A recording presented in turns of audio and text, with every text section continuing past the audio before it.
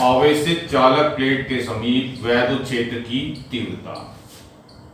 एक आवेशित चालक प्लेट ली गई है जिस पर कोई आवेश एक समान रूप से वितरित है।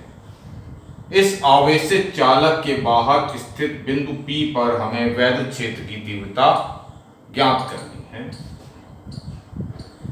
तो चालकों के जो भीतर है वैद्युत आवेश शून्य होता है, अतः हम किसी चालक प्लेट को दो अचालक आवेशित प्लेटों से मिलकर बना हुआ मान सकते हैं।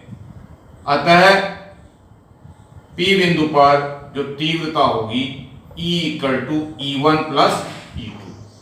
E1 किस प्लेट के कारण, यहाँ पे पहली वाली जो प्लेट हमने मानी है उसके कारण जो आवेश जो वैद्युत क्षेत्र की तीव्रता P बिंदु पर है E1 बाहर की ओर को, और दूसरे जो आवेशित प्लेट हमने ये मान ली है इसके कारण P बिंदु पर वैद्युत क्षेत्र की तीव्रता E2 के द्वारा दिखाई गई है। इन दोनों की दिशाएं एक ही दिशा में हैं, अतः ये आपस में जुड़ेंगी। अब यहां पर जो E = E1 + E2 में हम ये मान रखेंगे, ये हमने पहले पढ़ चुके, σ/2ε0 प्लस σ/2ε0, जहां पर सिग्मा आवेश का पृष्ठ घनत्व है। इन दोनों को जोड़ने के पश्चात E = σ/ε0 आता है। विपरीत आवेशों से आवेशित अचालक प्लेटों के बीच तथा बाहर वैद्युत क्षेत्र की तीव्रता। यहां पर दो अचालक प्लेटें जो समान धन तथा ऋण आवेशों से आवेशित हैं, इनके बीच P बिंदु पर तथा बाहर P' बिंदु पर वैद्युत क्षेत्र की तीव्रता का व्यंजक ज्ञात करना है। अब यहां पे आप देखेंगे भीतर स्थित बिंदु P पर वैद्युत क्षेत्र की तीव्रता। तो इस प्लेट के कारण इस P बिंदु पर वैद्युत क्षेत्र की तीव्रता किधर को होगी, बाहर की ओर को, E1।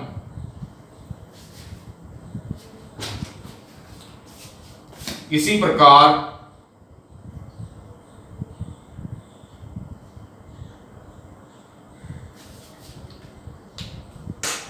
जो माइनस प्लेट के कारण P बिंदु पर जो वैद्युत क्षेत्र की तीव्रता होगी वो प्लेट की ओर को ही होगी। तो यहां पर परिणामी वैद्युत क्षेत्र की जो तीव्रता है वो E1 तथा E2 का योग होगा। तो यहां पर σ/E = E1 + E2, σ/2ε0 प्लस σ/2ε0। तो ये भी क्या है, σ/ε0। अब हम निकालेंगे बाहर स्थित बिंदु P' पर। तो P' पर +Q आवेश के कारण जो वैद्युत क्षेत्र की तीव्रता है वो इस डायरेक्शन में है, उसे E1 से प्रदर्शित किया गया है, और माइनस प्लेट के कारण जो वैद्युत क्षेत्र की तीव्रता है वो इस डायरेक्शन में है, उसे E2 से प्रदर्शित किया गया है। तो यहां पर जो परिणामी वैद्युत क्षेत्र की तीव्रता P' पर होगी E = E1 - E2, और ये मान रखने के पश्चात यहां पे शून्य आ जाएगा। तो इससे यह सिद्ध हुआ कि आवेशित विपरीत आवेशों से आवेशित अचालक प्लेटों के बीच वैद्युत क्षेत्र अधिकतम होता है और प्लेटों के बाहर जो वैद्युत क्षेत्र है वो लगभग शून्य होता है।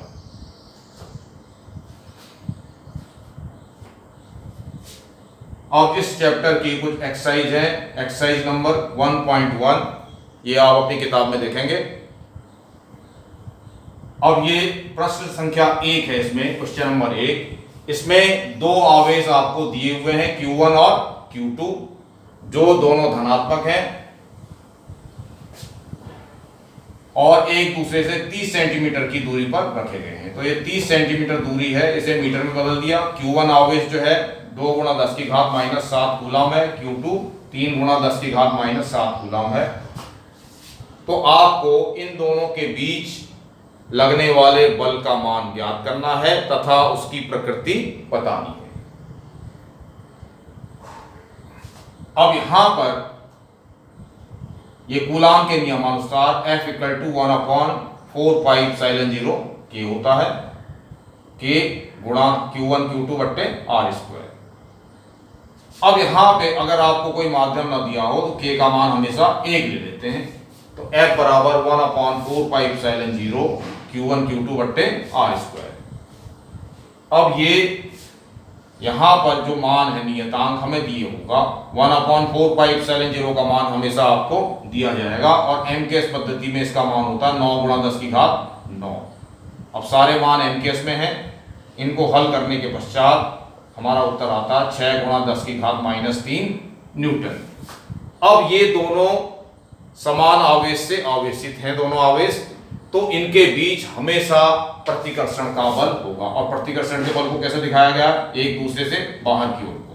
तो ये बल कैसा होगा? प्रतिकर्षण का बल होगा। और यदि ये आवेश विपरीत होते तो इनके बीच आकर्षण का बल कार्य करता।